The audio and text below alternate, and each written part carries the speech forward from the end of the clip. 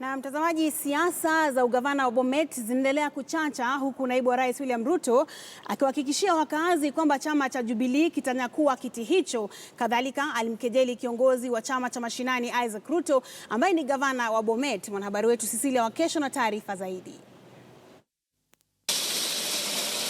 Naibu rais William Ruto aliwasili kwenye uwanja wa michezo wa 181 ulioko mjini Sotik, ajenda kuu ikiwa ni kuwapigia debe wagombezi wa kiti cha ugavana Joyce Laboso na mbunge wa zamani wa Konoin Julius Kones kama juhudi za kumng'atua gavana wa sasa Isaac Ruto kwenye uchaguzi wa mwezi Agosti. Wananchi wa Bomet, unajua kiti cha gavana ulikuwa mumenipatia na ninaomba maombi yenu tena nikuja nichukue hiyo kiti niendeleshe maneno.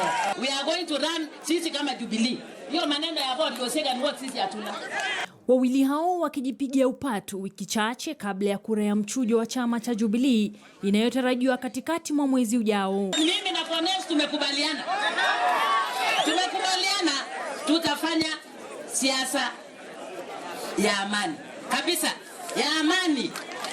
Nijiuze yeye ajiuze, lakini mimi najua tarehe hiyo siku ya nomination Jabio set komaskasi.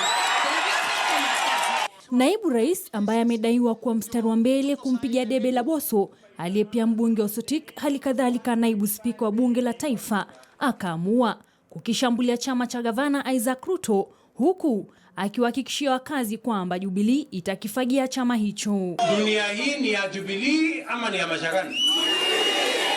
Na wale wa chama cha Jubilee haujakuwa jambo geni katika kaunti ya Bomet, huku vita vikionekana kuwa kati ya naibu rais William Ruto na gavana Isaac Ruto.